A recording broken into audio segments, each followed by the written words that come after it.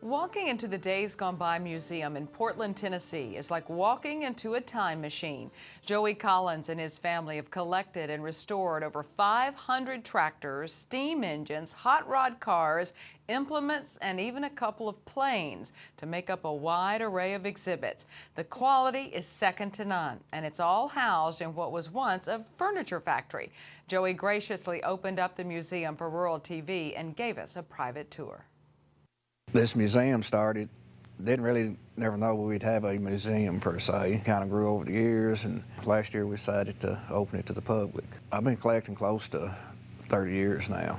This old building was built in 1948, and it was originally the first factory here in Portland. It was called Davis Cabinet Company, and they didn't build cabinets, they built high-end furniture, one of them being the Lillian Russell cherry bedroom suite. Unfortunately, there's not maybe but 2 local items in here. Most everything came out of the mid-Northwest. GMC behind me, that's the first truck I bought and restored, and my wife and my boy helped me, so it's kind of a little close to me. Corvette was just, I was still in high school. The car wasn't but 10 years old, but it had a terrible life. It was wrecked and had a dash fire. And at the time, in 1973, the car wasn't worth a lot. Today, restored, it might be a $150,000 car. But at one time, the old Vet was the only thing I kept. I bought and sold and traded, but I never did get rid of the old Corvette. So I've had it so long now, it's kind of part of the family. I know for a fact I have 137 tractors, and then there's about 40 of these antique trucks and about that many cars, and then you count all the implements and the odd pieces,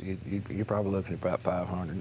There was a family up here in Kentucky. They was Russian immigrants, and they brought this thing over when they came over, and they had it shipped piece by piece. Well, they put it back together, and it's actually a 48, but he put some earlier parts on it to make it look the Warrior.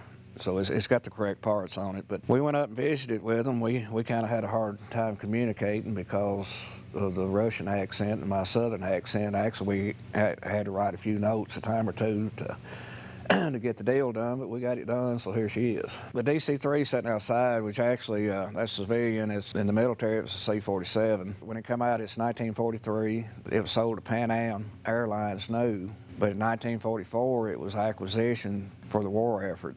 And from that point on, they converted it to a C-47, and it flew in the Pacific Theater with the Marines. And then after World War II was over, it was sent to Alaska to an Arctic Research Center. Every piece in here's got its own little story. We got the city's first fire truck we bought, the first new fire truck. It was 1936 Ford. Our season starts in April. We'll be open from 1st of April to the last of October. We have one main event. It's always first weekend in October. It's called Days Gone By Thrashing. And we run the sawmills, and we make molasses, and we have a little garden tractor pool.